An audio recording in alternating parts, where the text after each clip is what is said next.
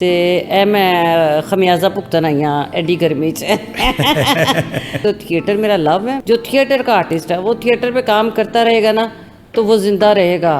लोग जैसे कहते हैं कि रूबी जुगता लाएगी, रूबी जुगत के बगैर नहीं रह सकती, रूबी कॉमेडी करेगी, रूबी हंसेगी, रूबी ऐसे करेगी, तो जो कभी भी किसी का बुरा नहीं कर सकती। हाँ मैं थोड़ी सी तीखी हूँ, थोड़ी सी बदतमीज़ हूँ, लेकिन मैं किसी का रिस्क ख़राब नहीं कर सकती। हीरोइन भी बनाया उन्होंने, मुझे माँ का रोल भी करवाया, मैंने पहले कभी नहीं किया था। मुझे धोबन का रोल मुझे बड़ा, और उसमें धोबन लगी भी आप। हाँ। थिएटर एक जिंदा, एक ऐसी जगह जहाँ आप वैसे खुश रहते हैं, आपका जी चाहता है कि मज़े से काम करें। सी डांसर्स आई जिनको तो हम भी नहीं जानते थे, वो एक ट्रक भर के आया पता नहीं कितों, तो उन्होंने आके लाहौर सुट दिता, कब्जा कर लिया स्टेज के ऊपर। नहीं, स्टेज पे कब्जा तो कभी हो ही नहीं सकता। स्टेज पे कब्जा रहेगा राइटर का, डायरेक्टर का, एक अच्छे आर्टिस्ट का और एक अच्छे प्रोड्यूसर का। अस्सलाम वालेकुम नाज़रीन, मैं हूं आपका मेज़बान मोहम्मद शहजाद और आप देख रहे हैं कोहिनूर डिजिटल। नाज़रीन, पाकिस्तान का स्टेज दुनिया भर में जहां जहां भी देखा जाता है, पाकिस्तानी स्टेज ड्रामों को और पाकिस्तानी एक्टर्स को दुनिया भर में एक अलहदा मुकाम हासिल है। पाकिस्तान के स्टेज ड्रामों से ऐसे ऐसे फ़नकार निकले हैं जिन्होंने दुनिया भर में अपना नाम बनाया है, दुनिया भर में अपना नाम रोशन किया है, बल्कि पाकिस्तान का भी नाम रोशन किया। हमारे साथ आज की जो हमारे प्रोग्राम की मेहमान हैं वो पाकिस्तानी स्टेज की ऐसी अदाकारा हैं, ऐसी फ़नकार हैं जिन्होंने अपने काम को अपनी कामयाबी की ज़मानत बनाया, जिन्होंने हमेशा अपने काम को ही अपनी कामयाबी की सीढ़ी बनाया, जिन्होंने हमेशा सिर्फ और सिर्फ अपने काम पर तवज्जो दी है और एक अरसे से, लंबे अरसे से पाकिस्तानी स्टेज के साथ, पाकिस्तानी फिल्म के साथ, ड्रामों के साथ वाबस्ता हैं। हमारी और आपकी सबकी जानी पहचानी हमारी पाकिस्तान की सुपरस्टार आर्टिस्ट रूबी अनम साहबा आज हम हमारे प्रोग्राम में मौजूद हैं। हम आपको वाम वेलकम कहते हैं मैडम, बहुत बहुत शुक्रिया कि आपने अपने कीमती वक्त में से वक्त निकाला और कोहिनूर के हमारे स्टूडियो में तशरीफ़ लेके आई। ये तो सबसे पहले तो हम आपको दिल की अथाह गहराइयों से खुशामदीद कहते हैं। बहुत शुक्रिया शहजाद भाई, अल्लाह आपको ज़िंदगी दे। Thank you so much. मैंने बहुत पहले आना था, लेकिन अब मेरी कुछ तबीयत, फिर मेरी ज़ाती मसरूफियत आपको पता है, उसकी वजह से, वरना मैं आपको कभी इनकार कभी किसी चीज़ का हो ही नहीं सकता। तो मैं खमियाजा भुगतन आई हाँ एडी गर्मी च मैं अपने भाई का प्रोग्राम करने आई हूँ। मेरे ख्याल में थोड़ी सी कम हो गई है, लेकिन ऐसी बात नहीं है। आप हमारी बहन है और हमारे दिलों में बसती हैं। हमारी जो है ना वो हमारी स्टेज की हमारी आर्टिस्ट हैं, हमारा फ़ख्र है आप, ठीक है। तो बाकी ये सेहत की अगर बात करें, सेहत तो आपकी हमेशा आड़ी रहती है आपके। हाँ, सेहत की प्रॉब्लम आपको हमेशा रहती है। अल्हम्दुलिल्लाह, शुक्र है अल्हम्दुलिल्लाह, लेकिन अल्लाह ताला का करम है, आप ठीक हैं, आप माशाल्लाह। हाँ, अल्हम्दुलिल्लाह अल्हम्दुलिल्लाह, अल्लाह की बड़ी रहमत, बड़ा करम। आपका डॉक्टर अच्छा हो, फिर आप परहेज़ करते हो, तो अल्लाह ताला की बड़ी रहमत, शुक्र अल्हम्दुलिल्लाह। अच्छा, ये बताएं कि पाकिस्तानी स्टेज ड्रामों से आपने शुरू किया जी, ठीक है ना, अपना नाम बनाया। पाकिस्तान का कोई ऐसा आर्टिस्ट नहीं है, पाकिस्तान का कोई ऐसा सुपरस्टार नहीं है, जो हमारे लीजेंड्स हैं उनके साथ भी आपने काम किया, अदाकारी की जोत शुरू की, जो जोर दिखाए, ठीक है ना। कोई ऐसा, मेरे ख्याल में इस वक्त भी कोई ऐसा आर्टिस्ट नहीं है और माजी में भी कोई आर्टिस्ट ऐसा नहीं था कि जिसके साथ आप नहीं काम करे। कैसी यादें रही स्टेज के साथ? अल्हम्दुलिल्लाह, मैंने थिएटर, मेरा स्टार्ट थिएटर टेलीविज़न इकट्ठा एक ही वीक में था। और यादों के हवाले से देखा जाए तो थिएटर मेरा लव है, मैं प्यार करती हूँ। और थिएटर पे जाके मुझे लगता है कि मैं काम सीखती हूँ। और मुझे यूँ लगता है कि अगर आपने ज़िंदगी में, जो थिएटर का आर्टिस्ट है वो थिएटर पे काम करता रहेगा ना तो वो ज़िंदा रहेगा। उसमें स्ट्रगल, जद्दोजहद, वो ये सारी चीज़ें, क्लैप, वेरिएशन, अच्छे रोल की तारीफ़, ऑडियंस का रिस्पांस, ये सारी चीज़ें जो है ना, ये उसको ज़िंदा रखती हैं। अभी मैंने 14 साल थिएटर को खुदाफिज कहा अपनी शादी के बाद, तो अभी मैंने 5 माह पहले ही दोबारा शुरू किया और इन 5 महीनों में मैंने एक भी रोल रिपीट नहीं किया। और credit goes to only doctor Ajmal Malik sahab. उन्होंने मुझे हीरोइन भी बनाया, उन्होंने मुझे माँ का रोल भी करवाया, मैंने पहले कभी नहीं किया था। मुझे धोबन का रोल मुझे बड़ा, और उसमें धोबन लगी भी आप। हाँ। और उसके बाद मुझे मुझे उन्होंने हर तरह के रोल कर, अभी रिसेंटली लोग जैसे कहते हैं कि रूबी जुगता लाएगी, रूबी जुगत के बगैर नहीं रह सकती, रूबी कॉमेडी करेगी, रूबी हंसेगी, रूबी ऐसे करेगी। तो डॉक्टर साहब ने वो चैलेंजिंग रोल मेरे से कराया ये छू मंतर में, जिसमें मैं एक डरी सहमी हुई एक ऐसी लड़की जो अपने शादी तो कर लेती है लेकिन वो किसी के सामने बोल नहीं सकती, तो वो मैंने रोल किया और मुझे उसका बड़ा मज़ा आया। बेवा औरत का मेरे ख्याल में इतनी खूबसूरत बेवा मैंने कभी नहीं पहले देखी, मुझे तो बहुत मज़ा आया वो रोल करने का। अच्छा, आपने पाकिस्तान के सुपरस्टार के साथ काम किया, अमानुल्लाह, सेल अहमद, बब्बू बराल, ठीक है, नमस्ताना, खालिद बासडार, फान कोसट, कोई ऐसा नाम नहीं है जिसके साथ आपने स्टेज के ऊपर काम नहीं किया, जिसके साथ आपने परफॉर्म नहीं किया। लेकिन उसके बाद फिर एक लंबे अरसे के लिए आपने स्टेज को खैरबाद कह दिया जी। तकरीबन 14 साल के बाद आपको, मैंने पहला आपका इंटरव्यू किया था जब आप अलहमरा में आप दोबारा इंटरव्यू थी जी, वो मेरी दोस्त आसमा भट्ट साहिबा के साथ, ठीक है, 14 साल की बाद। तो इतना बड़ा लंबा गैप क्यों, स्टेज से दूरी क्यों? अच्छा, मेरे ससुराल वालों ने मुझे कभी भी मना नहीं किया किसी भी काम से, लेकिन मेरी सास ने मुझे तब मना किया था कि पुत्र मैंने चंगा नहीं लगता, तू अद्धी रात को घर आनी है, और कभी आपको पता है रात 4 बजे भी घर जाते हैं, फिर वो अज़र का जागना, तड़फना। तो मैंने कहा अम्मी जी मैं ऐसा कोई काम नहीं करना चाहती जिससे कि आपको या मेरे घर में कोई ऐसी बात हो। तो मैंने रेगुलर टेलीविज़न तो मैं कर ही रही थी, तो मैंने अज़र की मोहब्बत में, और सच जो बात है, मैंने अज़र की मोहब्बत में थिएटर को खुदाफिज कहा। और अभी जब मैं कुछ दिन बीमार रही, कोई मेरी तबीयत ठीक नहीं, तो अज़र को अंदाज़ा हुआ कि रूबी जो है इसको ना कुछ ज़रूरत है कि ये कुछ करेगी, क्योंकि मैं ऑलरेडी टेलीविज़न तो कर रही थी, अपना यूट्यूब भी कर रही हूँ ऑलरेडी, अल्हम्दुलिल्लाह, अल्लाह का लाख लाख शुक्र है, सारे काम करो। लेकिन वो एक थिएटर की वो जो कमी, वो जो कसक थी ना, वो मैं जिन दिनों में मैं थिएटर नहीं करी थी, मैं रात 10 बजे सो जाती थी, ठीक है। अब वो जब रात 1-2 बजे कोई फंक्शन या 2 बजे वाला कोई फंक्शन है, उसमें तो मैं जा ही नहीं सकती थी। कोई मोस्टली हम लोगों के जितने भी फंक्शंस हमारे फ्रेंड्स के हैं वो रात इतने बजे ही होते हैं ना, थिएटर के बाद हम आपस में जो हमारे, तो वो मैं नहीं जाती थी। तो मैं इसकी कमी भी फील कर रही थी कि मुझे कहीं कुछ है, मैं अपने दोस्तों से दूर होती जा रही हूँ। फिर अज़हर ने मुझे, अल्लाह ज़िंदगी दे, इसमें गुलफाम भाई, डॉक्टर अजमल मलिक और ऐसे झूठ बोलूँ यूसुफ भाई, इन्होंने मुझे बड़ी मोहब्बत का इजहार किया और इन्होंने मुझे ख़ुद कहा कि आप प्लीज़ आपको काम करना चाहिए।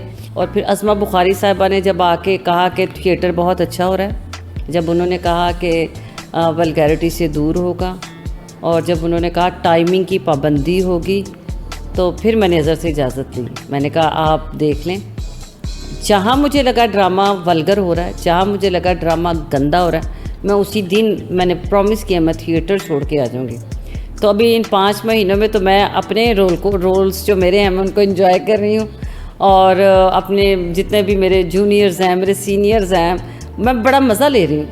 आप लोगों से देखें ना, कितना अर्सा किसी फंक्शंस पे मुलाकात होती थी ना, अब मेरी आप लोगों से भी मुलाकात हो जाती है, हम लोग एक दूसरे से बात भी कर लेते हैं।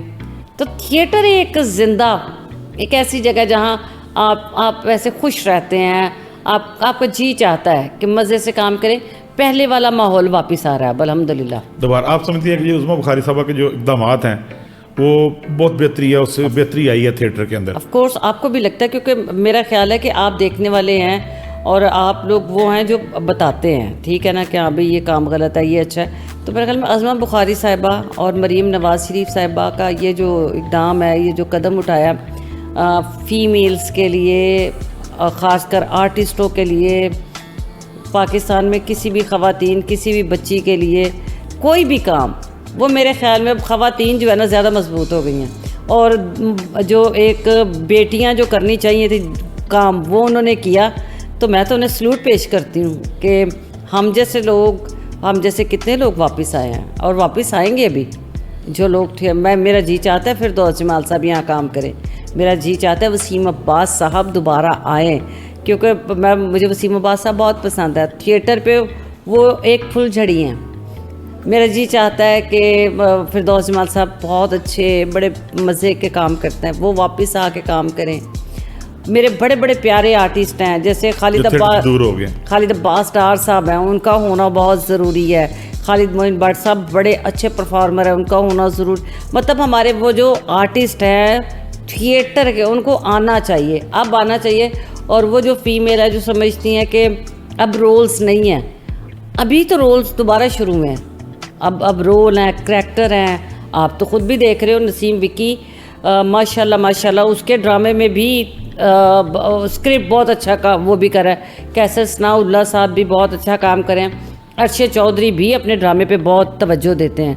तो मैं किसी एक की बुराई कर ही नहीं सकती, क्योंकि थिएटर पे सबको तवज्जो देनी पड़ रही है। चाहे वो साबर अली गागा है, वो भी अपने थिएटर पे उसको भी तवज्जो देनी पड़ती है, क्योंकि जहाँ आप स्क्रिप्ट से बाहर हुए ड्रामा वल्गर हो जाएगा। अच्छा, ये बताएं कि 90 जितने भी आपने नाम लिए हैं, ये बड़े बड़े आर्टिस्ट थे, ठीक है ना, ये सारे के सारे 90 के दौर में अपने रूज पर थे। हमारा जो थिएटर था, ड्रामा था, वो 90 की दहाई में अपने रूज पर था, ठीक है। आप क्या समझते हैं कि ये टर्निंग पॉइंट कहाँ था, किस तरफ चला गया थिएटर हमारा? थिएटर, जब थिएटर पे नॉन प्रोफेशनल लोग आए, वो प्रोड्यूसर्स आए जो प्रोड्यूसर नहीं थे, क्योंकि हमारे दौर में जो डायरेक्टर्स थे वो ऐसे थे जो काम करते थे, जो स्क्रिप्ट करते थे, जो रिहर्सल्स करवाते थे। तो मुझे लगता है कि जहाँ कहीं डांस एंटर हुआ, डांस मतलब अगर ड्रामे में 5 गाने हैं तो वो स्क्रिप्ट उसमें से तो वो निकल गया ना, समझ लें स्क्रिप्ट गायब हो गया और उसकी जगह पर वो जो है वो डांस आ गए। डांस और डांस भी गाने आने से भी ड्रामे में थोड़ी सी तब्दीली है। लेकिन फिर ऐसी डांसर्स आई जिनको तो हम भी नहीं जानते थे। वो एक ट्रक भर के आया पता नहीं कितों, तो उन्होंने आके लाहौर सुट दिता, कब्जा कर लिया स्टेज के ऊपर। नहीं, स्टेज पे कब्जा तो कभी हो ही नहीं सकता। स्टेज पे कब्जा रहेगा राइटर का, डायरेक्टर का, एक अच्छे आर्टिस्ट का और एक अच्छे प्रोड्यूसर का। इम्पॉसिबल। ये जो फसली बटेरे और ये जो थोड़े दिन के लिए जो लोग आते हैं ना, ये इनमें से कौन सुपरस्टार बना है? मुझे किसी एक सुपरस्टार का नाम बता दें। आज भी लोग यही कहते हैं कि सुहेल अहमद साहब वापस आए, ऐसे ही है। अज़मा बुखारी साहबा यही कहती है ना, खालिद अब्बास डार साहब का नाम, सुहेल साहब का नाम, वसीम अब्बास साहब का नाम, किसी और का नाम क्यों नहीं लेती वो? अभी देखें हमारे पास नसीम विक्की बहुत अच्छा, हमारा प्यारा, मेरा भाई, मेरा दोस्त, मेरा कलीग बहुत प्यारा काम कर रहा है। नासिर चिन्योटी बहुत अच्छा काम कर रहे हैं। मैं उनका इस तरह से जिक्र करूँगी कि नासिर मेरा भाई है शायद इस वजह से भी, और फिर मुझे उसके साथ काम करके बहुत मज़ा आता है। अब मेरे साथ सरदार कमाल साहब बहुत अच्छे आर्टिस्ट थे, वो दुनिया में। तारिक टैडी मेरा भाई बहुत प्यारा आर्टिस्ट, वो इस दुनिया में नहीं रहा।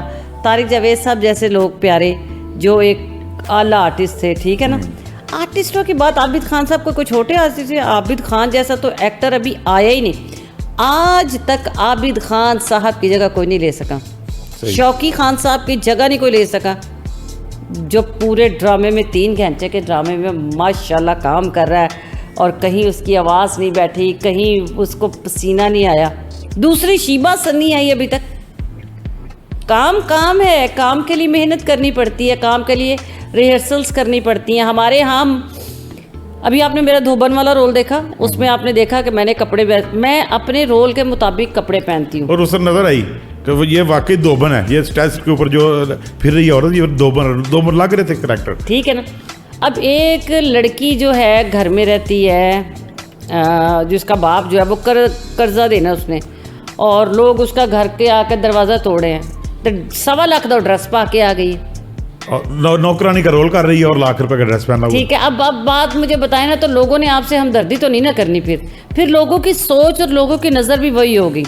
अल्हम्दुलिल्लाह रब्बिल आलमीन, हमें हमारे बड़ों ने सिखाया था कि जो आप इसमें इरफान खोसर साहब का बहुत बड़ा हाथ है। मैं सारी ज़िंदगी भी उनका देर नहीं दे सकती। मैं मुनीर राज, मेरे असल में जो मेरे उस्ताद मुनीर राज साहब, मैं उनका देर नहीं दे सकती। मसूद अख्तर साहब का मैंने एक ड्रामा था, उस ड्रामे का नाम था पेंडू गया दुबई, मेरी ज़िंदगी का 4था ड्रामा था। तो उसमें मैंने मेकअप किया और कपड़े बड़े अच्छे पहने। उन्होंने कहा हुने मुँह तो क्या।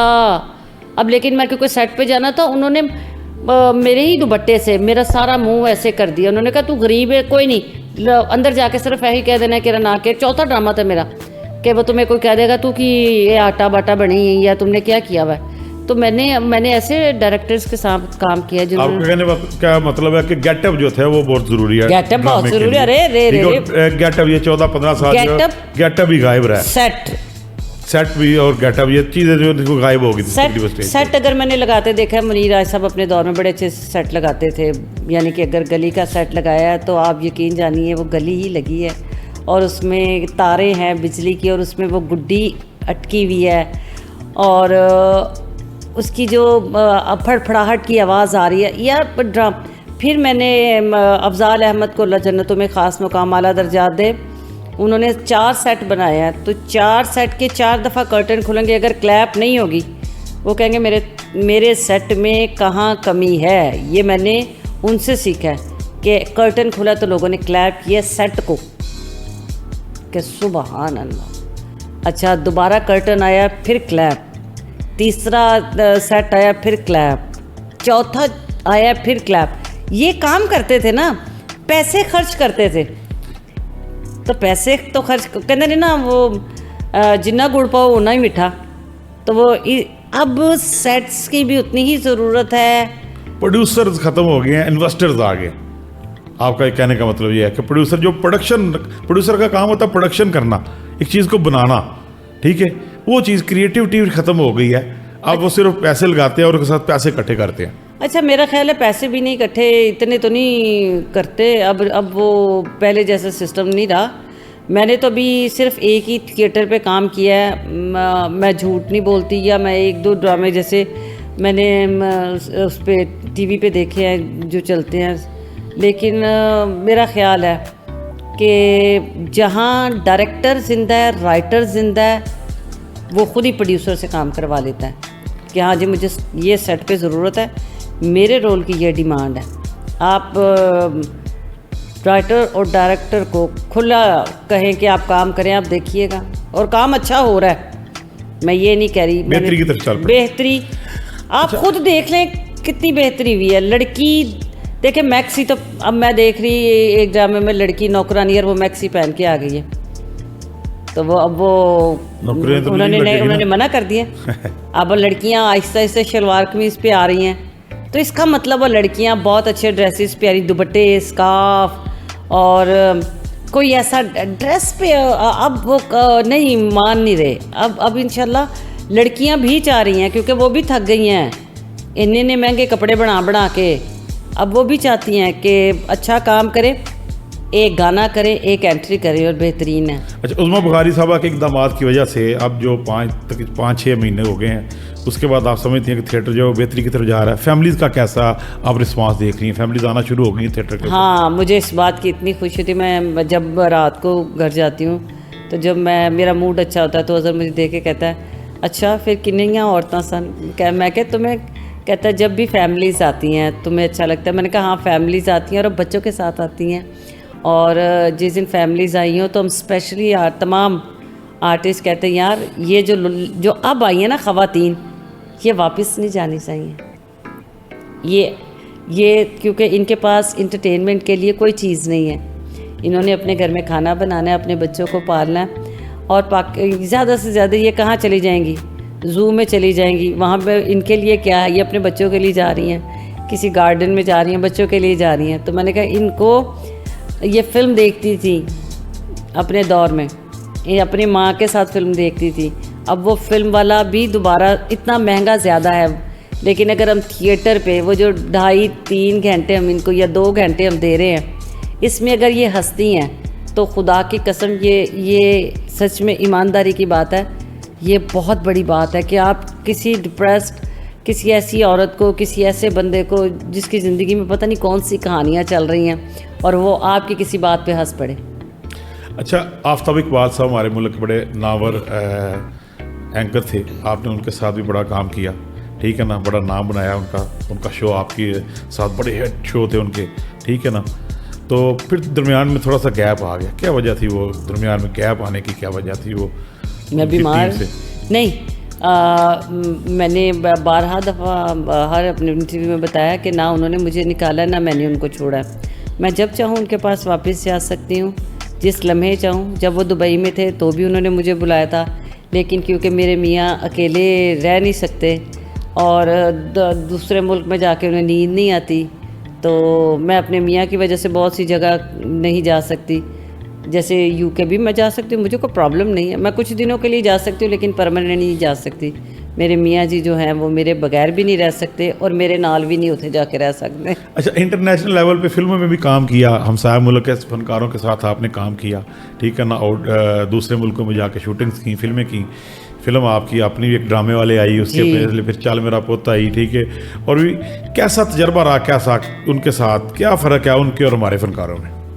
फ़नकार तो सब फ़नकार ही हैं, फ़नकार वहाँ के हों या यहाँ के हों, सब एक दूसरे से प्यार करते हैं, कोई एक दूसरे से नफ़रत नहीं करता। जैसे मुकाबले की फ़िज़ा ज़्यादा मज़े की हो गई थी क्योंकि वहाँ के फ़नकार जो हैं वो हैं पंचपटीय फ़नकार, वो सिंगर भी हैं, वो डांसर भी हैं, मतलब वो अपना और उसके बाद शायरी भी वो करते हैं, कॉमेडी भी करते हैं, ट्रेजेडी भी करते हैं, अपने रोल भी करते हैं। हमारे यहाँ पे मेरे ख्याल में चंद एक हैं जो गाना गा लेते हैं, और डांस वालों तो साडा सारियां दा हत्थ काफ़ी हौला है, हम में से है तो वो, लेकिन कॉमेडी अल्हम्दुलिल्लाह उनकी भी बेहतरीन है, बेहतरीन, बहुत अच्छी कॉमेडी उनकी माशाल्लाह। और उनकी और हमारी कॉमेडी जब मिलती है तो फिर वो क्या कहते हैं, डबल चन्न हो जाता है, फिर लगता है कि चंद चढ़े हैं। बहुत अच्छा काम कर रहे हैं दोनों।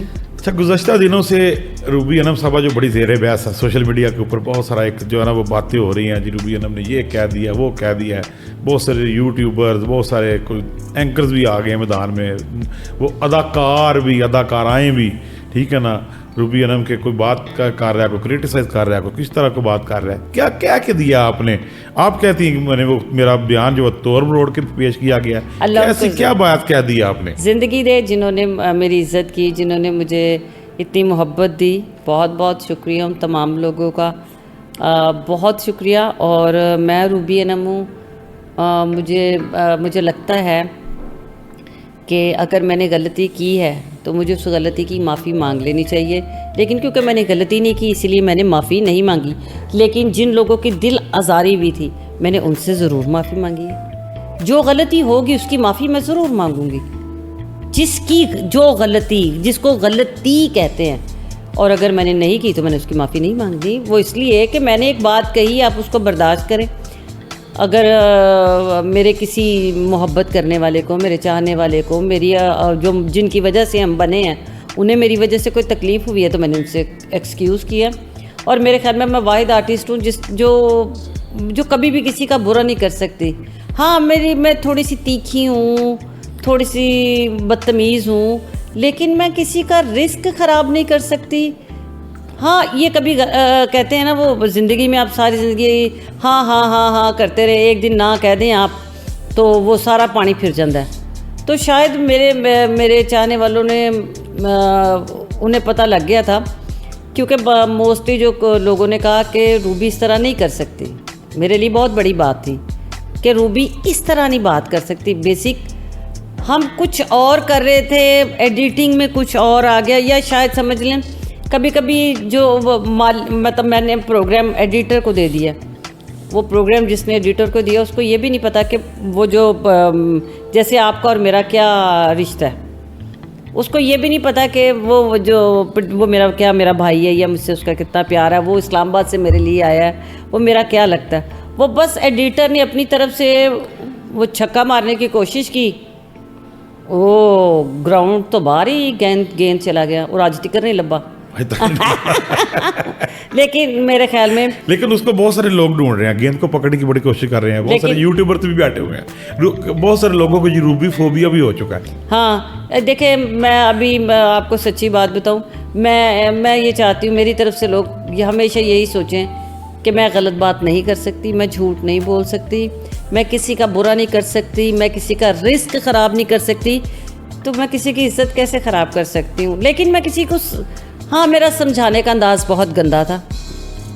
मैं पहली दफ़ा आपके सामने बैठ के कह रही हूँ, वो जब हम बातें कर रहे होते हैं 8-10 लोग इकट्ठे बैठे होते हैं तो हम शरारतें कर रहे होते हैं, वहाँ 4 कैमरे ऑलरेडी थे, 2 मोबाइल कैमरे लगे हुए थे, तो मैं उन्हें बता रही थी उसमें अगर कोई बंदा गौर से देखे, अगर उसको 2-3 दफ़ा देखेंगे तो आपको लगेगा कि हाँ भाई ये तो रिकॉर्डिंग नहीं कर रही, जहाँ रिकॉर्डिंग की है वहाँ आपको मेरी शक्ल पता लग जाएगी। वो बस कैजुअल सी बातें थी जो नहीं, आराम हम से तो ना बैठ के ऐसे हो रही बैठे हुए हैं, जिस तरह बात कर रहे हैं। अब वो जो मैंने एक एंगल है ना जो सबसे ज़्यादा बुरा लगा, यूं करके कैमरा, अब उस वक्त तो कैमरे में मैं थी ही नहीं, और वो आप देखिए उसमें आपको पता लगेगा। और वैसे भी मेरी क्या ज़रूरत है, मैं कौन होती हूँ किसी को मना करने वाली।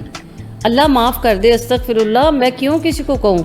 मैं तो बता रही थी कि ओवर शूट होना, या मैं ये बता रही थी कि हर शख्स, मैं कौन हूँ मैं कहूँ कि मतलब मैं क्यों कहूँ किसी को कि वो अपनी उम्र के मुताबिक रहे। मैं कौन होती हूँ मैं ये कहूँ कि जी उसने अपनी उम्र से हट के कपड़े पहने।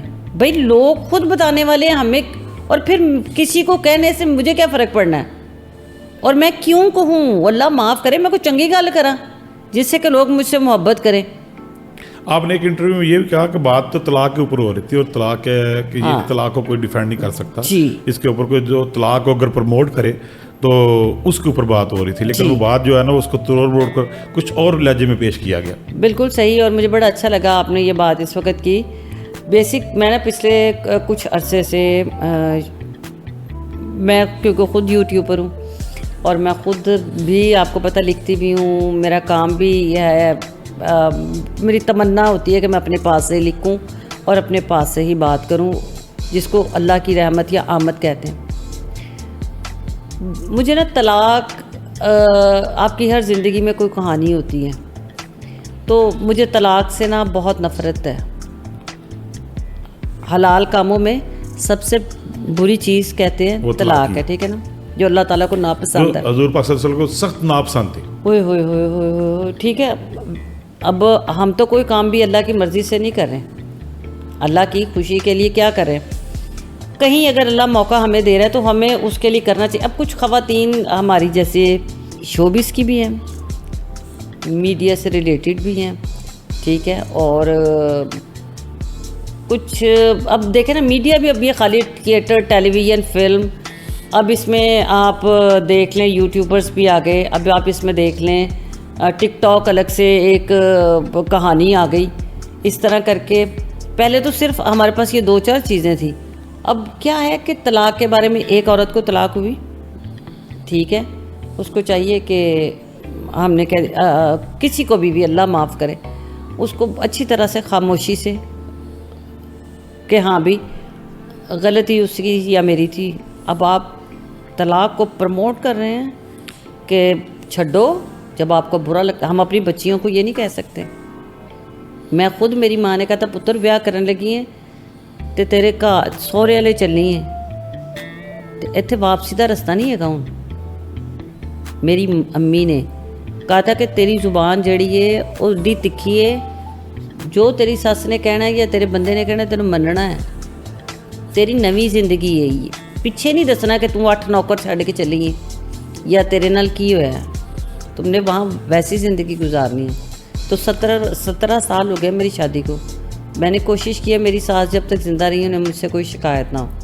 तो इसी तरह मेरा जी चाहता है कि हम बच्चियों को ये बताएं कि दुनिया में एक चीज़ है बर्दाश्त। देखें मुझे इन डेढ़ माह में जिन्हों घर कोई रोटी नहीं देंदा या जिन्हों एक आलू भी नहीं कोई सालन छपा के देंदा, खुदा दी कसमें, वो उसने भी कोई ना कोई अपनी तरफ से क्या कहते हैं मेरे लिए बात की, रूबी को ऐसा नहीं कहना चाहिए था, ऐसा नहीं करना चाहिए था। मैंने बर्दाश्त किया। मैंने अस्मा अब्बास जी से कहा कि मेरी तरफ से आपको कोई बात नहीं सुनने को मिलेगी। तो फिर एक जगह मैंने यूट्यूब पे देखा किसी ने ना कोई ऐसी बात, मुझे इतना गुस्सा आया, मैं जज्बाती हो गई। मैंने फ़ौरन उसी वक्त अज़हर से कहा मेरी वीडियो बनाओ और यूट्यूब पे लगाओ कि जब तक आप मेरे मुंह से बात नहीं सुनेंगी तब तक कोई मेरे लिए बात ना करें। आप तब बात कीजिएगा कि मैं कहूँ। ये तो लोग तो लिखते रहे, अब तो सबके पास एक चीज़ है। 2025 का सबसे हाईलाइट वाक़या सिर्फ मेरा है या डॉक्टर नबिया बेचारी। देखें हालिया दिनों में तो बस यही नजर आ रहा है। देख नहीं सर, 2025 में बड़े जर्नलिस्ट भी इसी काम में लगे हुए हैं। हाँ, बड़े जर्नलिस्ट को भी रूबीफोबिया हो चुका है। हाँ, अल्लाह माफ़ करे, ये बात ही कुछ नहीं है। आपके ट्रोल हो रहे हैं, हिट हो रहे हैं। अरे भाई, किसी हम जैसे फनकारों को कोई तू कह दे हम डूब के मर जाते हैं। हम वो फनकार नहीं है कि कोई कह रहा है कि तेरे बुढ़े गोडे ने तो तू मैं स्कर्ट पाई है किसी को तो मैं तो मर जावा, या कोई कह रहा है कि इसका नाम क्या है भाई तू दाद किसी को। सीनियर हमारी खाली बुशरा अंसारी सीनियर है या अस्मा अब्बास सीनियर है, 50 फनकार है हमारी सीनियर्स। आप देख लें ना, अब हमारी सीनियर हम समीना अहमद जी को सलूट करते हैं, उन जैसा ग्रेसफुल बंदा ही कोई नहीं है। समीना अहमद जैसी ग्रेसफुल जिन्होंने पूरी ज़िंदगी इतनी हसीन गुजारी है।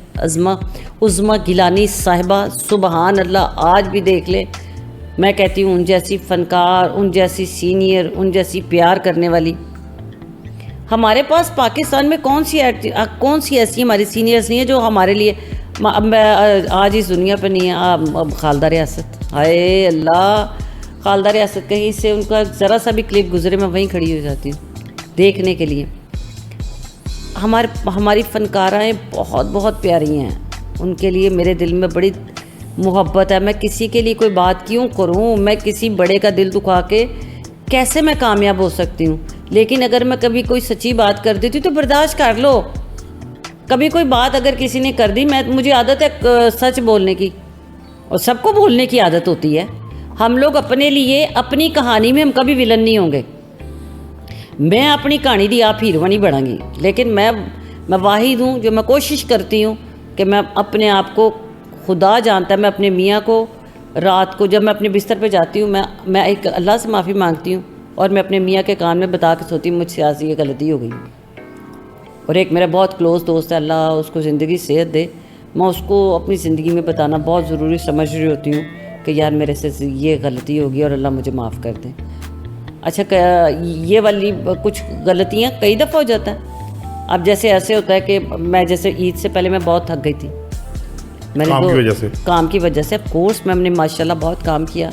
फिर मैं आपको पता मुझे रेस्ट की प्रॉपर ज़रूरत होती है, मैं उसकी वजह से डिस्टर्ब थी। मैंने 2-4 लोगों को काम नहीं किया, लेकिन वो मेरे दिल में है कि यार मुझे सबसे पहले अपने दोस्तों को टाइम देना चाहिए था।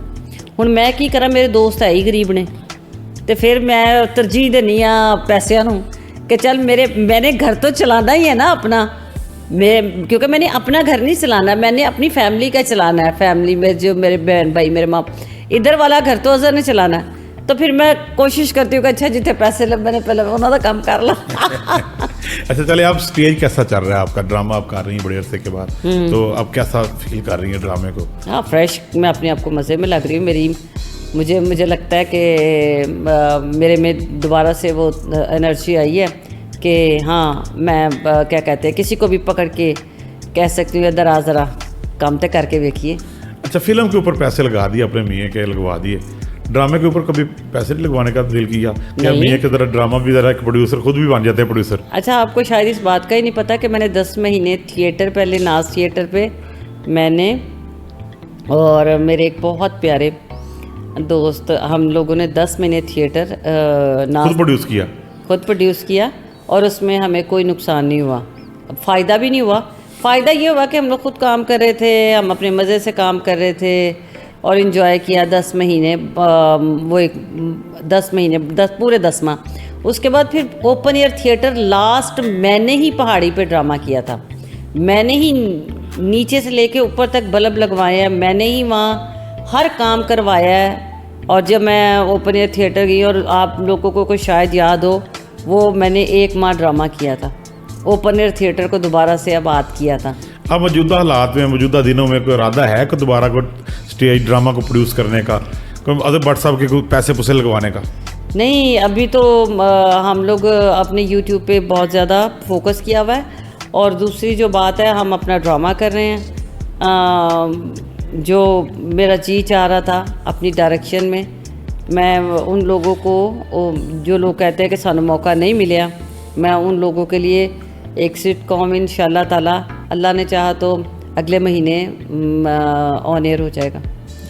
नए आने वाले फ़नकारों को और ख़ुसूसन फीमेल फ़नकारों को क्या मैसेज देंगे?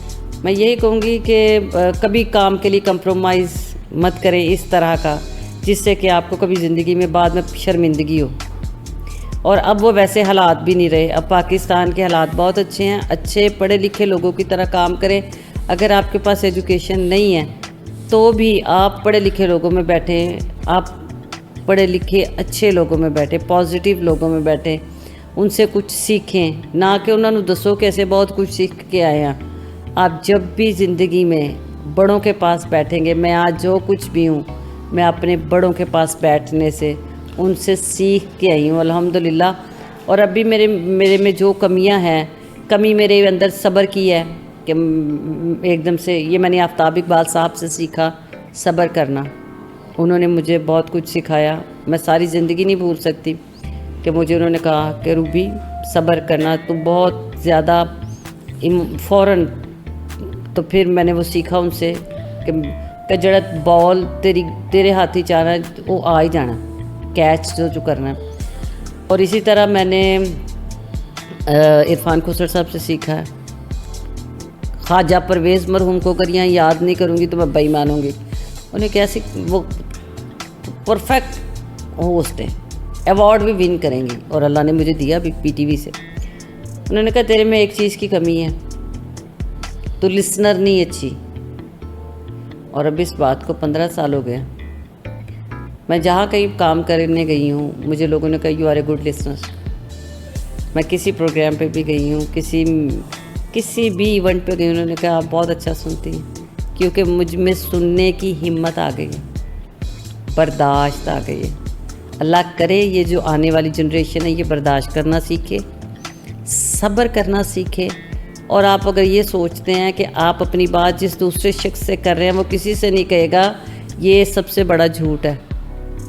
ये हो ही नहीं सकता। आप कितनी भी दोस्ती है, आपको ये दोस्ती कभी ना कभी नुकसान ज़रूर देती है। और अपने दोस्ती अल्लाह से करो जिसने किसी से नहीं कहना। अल्लाह से प्यार करो, अल्लाह से मांगो, अल्लाह के आगे झुको, तो मेरा रब आपको खुद आपकी मंजिल मकसूद तक पहुंचाएगा। बात सिर्फ इतनी है कि आपने सिर्फ दुनियावी ही चीज़ें लेनी है कि आपको अगले सफ़र का नहीं पता। ये कल की बात है, वो तारिक टैडी जैसा प्यारा आदमी जिसके बगैर कोई चीज़, मुझे लगता था मेरे घर का कोई काम ही मुकम्मल नहीं होगा, मेरा कोई प्रोग्राम मुकम्मल नहीं होगा, वो तारिक टैडी इस दुनिया से चला गया। वो ख्वाजा परवेज़ जिसके बगैर हम सोचते थे रात कितने करांगे, की होएगा, मेहमान आ रहे ने, फलाना है, आज वो नहीं है। तो हमें अपने जो गुज़र गए हैं, वो सरदार कमाल जिससे मैंने बहुत कुछ सीखा, शौकत अली साहब, मैं यहाँ उनको ज़रूर याद करूँगी, सिंगर जो, अल्लाह उनको जन्नत में जगह दे। मैं उनको फ़ोन करके उनसे बहुत कुछ सीखती थी, आज मैं उनकी कमी फ़ील करती हूँ। तो इसलिए बड़ों से सीखें, सब्र करें, दिल से इज़्ज़त करें, जो अच्छा नहीं लगता छोड़ दो। मौजूदा थिएटर में आप किसको समझती हैं कि एक मुकम्मल फनकार है, जो स्टेज की रिक्वायर के मुताबिक है, मुकम्मल पैकेज है, पूरा कॉमेडियन? नहीं किसका आप ये ना करें, आप ये ना कहें कि मैं किसी एक का नाम लूँगी। अभी तो लाइन लगी हुई पूरी, सारे छोड़ दे। नसीम विक्की को आप क्या कहेंगे कि वो नसीम विक्की, इफ्तिखार ठाकुर तो इस वक्त स्टेज ना भी करे, लेकिन आप हैं, वो है। आप साजन अब्बास को केरे को ड्रामा दे लें, साजन अब्बास कॉमेडी के हवाले से मैं कहती हूँ वो हिलने नहीं देगा। आप गुलफाम इस वक्त फुल पैकेज तैयार जिसको कहते हैं। और मैंने अभी जो लेटेस्ट जो मैंने नए लड़कों के साथ जिनके साथ मैंने काम किया है, मैंने रज़ी, एक लड़का है उसके साथ काम किया, बहुत अच्छा आर्टिस्ट है वो, रज़ी खान, बहुत प्यारा। उसको जो रोल दिया, एक बेसिक थिएटर को उठाना होता है, रोल करना। शाहिद खान घट वड्डा एक्टर है, आप मुझे बताइए ज़फ़री खान जैसा आर्टिस्ट। मेरे ख्याल में इस वक्त फ़ीमेल आर्टिस्ट जो है उनकी भी कमी नहीं और मेल आर्टिस्टों की भी कमी नहीं। बात है कमी सिर्फ इस चीज़ की, ये गानों की वजह से। ये जो 5 गाने, ये गाने होंगे, इनको होना चाहिए या नहीं होना चाहिए, ये हुकूमत का फ़ैसला है। लेकिन लड़कियों को ये होता है कि गाने में उन्होंने तैयार होना होता है, तो वो इसलिए शायद अपने रोलों पे वो फोकस नहीं कर पाती